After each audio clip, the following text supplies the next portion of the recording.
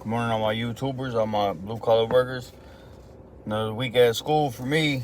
Been working 50s, so it's kind of sucks. I had to come to school for a week. I ain't gonna get paid. So that's about $1,300 I'm gonna miss out on. But luckily, for whatever reason, this month my weekend job I'll get 3 checks, so should make up for it a little bit. Anyways, I just want to talk about. I had some people ask some questions. Like I've had a couple people ask questions on like how they can get ahead in the process to get into the program to be a pipe fitter apprentice. And I'm gonna be honest, like I really don't know any secret magic sauce to get in. The only thing I can say is go in and let them know you're willing to learn and you're excited for the opportunity. Um, you can try to prepare yourself and try to familiarize yourself with some things like pipe schedules and um, stuff like that. That helps to have a little base knowledge. But like I came from a welding background, I thought I would be a shoe-in. It took me a couple tries. So best advice I can give is don't give up. It's worth the wait. Like if you don't get in the first time, try again the next year, because end of the day, if you miss out on 1 year, you're still working towards something that's gonna be a career. Like you're gonna be there for a long time if you get in, and it's definitely worth the wait. Like the first year sucks. Second year is kind of gets a little bit better, and every year progressively gets better. I'm a third year now, making fourth year pay as a welder, and it's decent. Like I'm leveling out, and I still got some ways to go up. So don't give up. That's number one. Then the other thing I want to talk about, I had a couple people ask about like, once you're an apprentice, like, can they keep you working? Is there a lot of work? So every local jurisdiction is going to be a little bit different depending on the work you have in your area. Like Minnesota, the Twin Cities, we got a ton of work. Like we got so much work right now in Minnesota that we can't even we can't even fill it all. Like there's a big job up north that's in the iron mines. I think they said it's gonna be at least a couple hundred people they're gonna need up there. We don't have the people for it. Like we have nobody on the bench right now, so they're gonna be calling travelers from out of state to probably fill up that job. But usually when you're an apprentice, you're basically cheap labor. So when you start out as a first year, you're gonna be doing a lot of the grunt work. You're gonna be running around, grabbing stuff. Foreman needs something, you're gonna go get it. You're gonna be hanging hangers. You're gonna be doing this and that. If you start showing proficiency and stuff, they'll start giving you a little bit better tasks. Like I was kind of blessed since I came from a welding and mechanical background that I had opportunities right away. Like I wasn't even technically a first year yet. I was a pre-apprentice, and I was on a school job, and the foreman there was like, "You ever sweat copper?" Like, but I mean, you showed me how to do it. I can do it. So he showed me how to do it. Had watched me do one. He's like, "All right, bet you can do this. Go do this, this, and this." Gave me pretty good detailed instructions. From then on, it was like I started building the experience and things, so that when I went to a different job site, they asked me like, "Well, what do you know how to do? What have you done so far?" I had some things I could explain to them. So in order to make yourself so you don't get laid off, because we just had last week, one of the guys in my class, he's out of my job site, he got laid off. And he got laid off when he was at school. Actually, he was at school last week, and he got laid off on Thursday. And I was like, dang, why he get laid off? I said, man, he don't never listen. Like, he don't want to listen to nobody. He thinks he knows everything. Nobody wants to work with him. I try to put him with different people, and everybody I put him with, nobody wants to work with him. So they wrote him up and sent him down the road. So he on the bench right now. He'll get picked up by somebody. There's a lot of work right now, so he'll be all right. But that's just one of the things you got to think about. Like, if you get into a apprenticeship program, like, you got to realize, like, you're starting out as an apprentice. Well, everybody watching you. So you got to build your reputation. You got to go into it thinking, I'm coming in to build my reputation. That reputation is going to follow you your entire career, because you're going to work with people on one job site.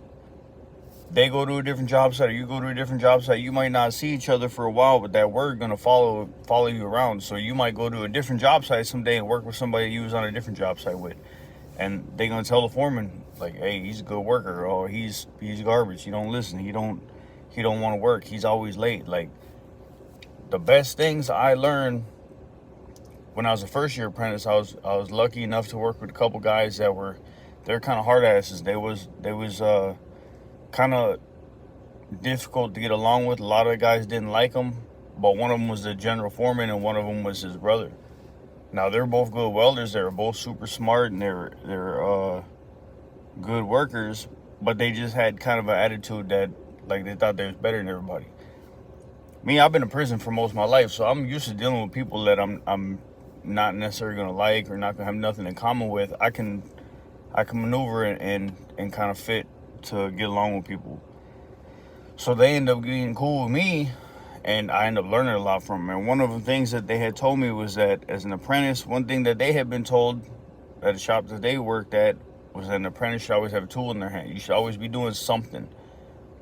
Now, that was actually super good advice. Like, if you're always trying to do something, never just standing around waiting, like, that's one of the things that will really annoy people. When everybody else working and you sitting there just looking dumb, like, they're gonna think like you ain't got no hustle to you. So you really gotta be a hustler. Just, I mean, it ain't gonna be forever. You ain't gotta just kill yourself, but if you're always doing something, always looking for the next thing, always trying to see what's going on, if you ain't got nothing, ask questions about stuff.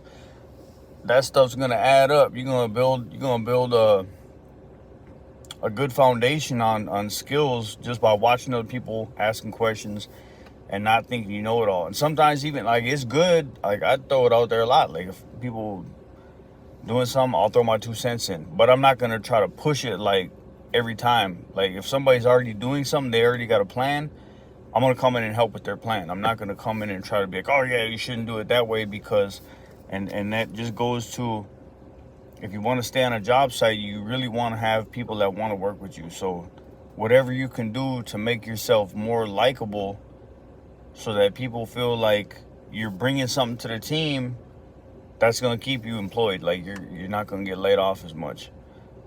It's kind of like in Minnesota, apprentices usually don't get laid off unless you do something really bad. Like majority of the time they'll keep even the bum apprentices around. But like the dude just got laid off. He was a good dude. He was all right. He just, like, I don't know what it was. He just always, no matter what, he always just had some other way he wanted to try to do things, or he had his own thought process instead of listening. Like, you got to realize in the apprentice, the journeymen, they all, like, even the ones that don't seem like they know nothing or seem like they're lazy, like, they went through the whole program. They passed their licensing tests. They know more than you. So everybody, you can learn something from everybody. Even you can learn something from somebody that doesn't know anything.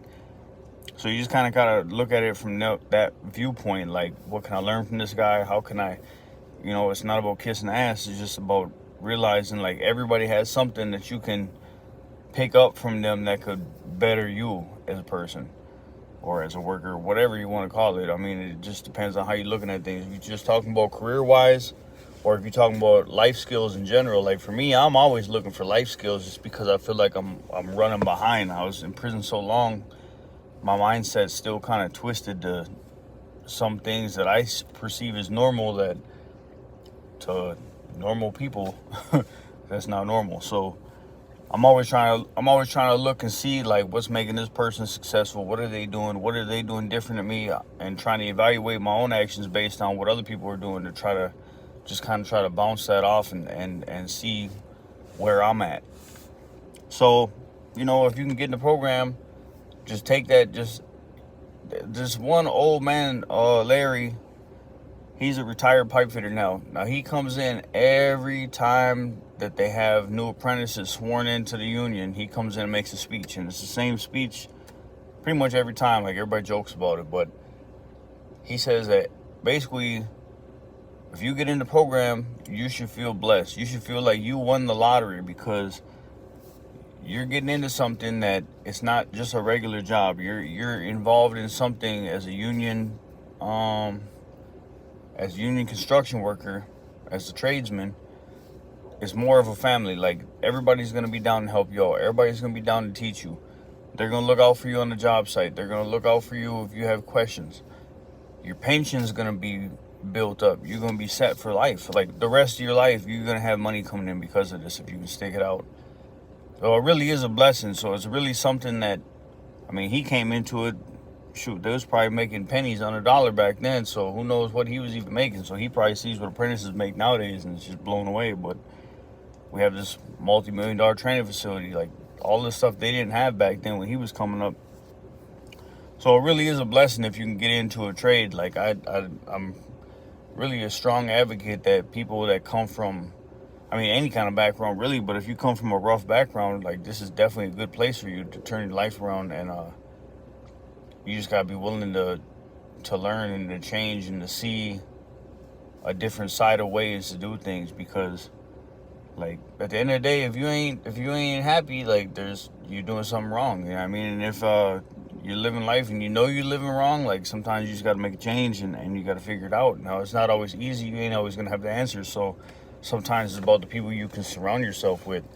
So if you can get into a union, get into a trade, you're gonna be around a lot more people that have built up some kind of success, foremen and general foremen, people that have advanced their careers.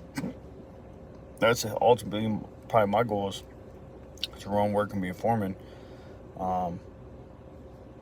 So yeah, that's the thing. If you can get into the program, you just got to stay a little bit humble and just wait and just know that your time is gonna come. But in the meantime, until that time comes, till you're a journeyman, until you actually know the things, like it's all just a learning process, and nobody's gonna look down on you for not knowing anything. They expect you to not know anything. So the faster you can learn things, the faster you can get a little bit ahead, the faster you're going to build your reputation. Like, here's one thing that always blows my mind is when something has to be done that's kind of grunt work, and the foreman will be like, oh yeah, I'm going to have the apprentices, say, for instance, we just had our break room move. We had a break room up in these hallways. It's kind of hard to explain. They got different little spots around the casino that are like mechanical rooms or whatever that we usually set up our break areas in. So they was doing a remodel in the spot where we had our break room for the last 6-7 months, and they needed all the stuff moved out of there, moved to the other side of the casino to do a different break room. So the foreman's like, oh, I'm gonna have the apprentices move all the stuff. The crazy part is I'm an apprentice, but I knew he wasn't talking about me. I didn't end up moving anything. I ended up going out and I was welding some stuff and putting together this chilled water system. So when you start to advance, you're going to start to notice people are going to give you more opportunities. They're not going to treat you, they're not going to little homie you. They're going to give you the opportunity. So you just got to take advantage of that and don't overstep your bounds and try to play your part. I just want to see everybody win, man. Like, I don't want to see nobody get into the trades and not know what they're getting into, or get in and then be bums and have it be a disappointing experience for them or other people that are already in the trades. Another good thing, obviously I'm doing all right because obviously I haven't got laid off, but I think we got about 9 months left. We'll probably be through the winter on this Mystic Lake job. And then I guess there's another job that this company just bid at the airport. Now they already have an airport job right now. I couldn't go to it because you got to get a background check. I wasn't going to pass a background check because I got drug sales crimes in my history. That was one of the things that they deny. So I couldn't go to that job. There's people that's going working nights there and getting a bunch of overtime. It kind of sucks I can't go now, but they're building a new building outside the fence where you don't have to get badged in, so I'll be able to go on that job. I think that's going to start up in April, and they bid it for double time, so there's going to be a lot of hours. I think it's a year-long job, and my foreman got that job, so he's going to take me with him over there, apparently, so it sounds like. So, if you're doing good, you make a good reputation for yourself, and you really apply yourself and take this as a lesson and a blessing that it is, you will advance. You will get to see some cool stuff, man. Like, just the stuff that I'm building, like, it's crazy. I'll be taking these little videos. I know some of it probably looks boring and whatever, but coming from somebody like me that all I know is selling drugs and prison time, like, this stuff's cool.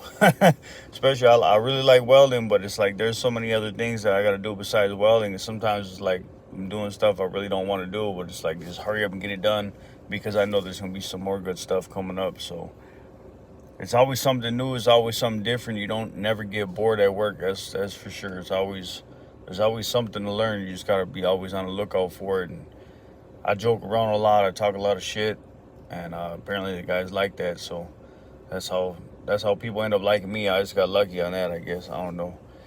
Anyway, I'm about to drink this Monster and prepare for school. So I hope everybody out there has a good day. Keep striving, keep trying to do better, man. Like, ain't never no end to this. We just always gonna keep on trying to get better. It's always a struggle, but if you apply yourself, man, if I can do it, anybody can do it.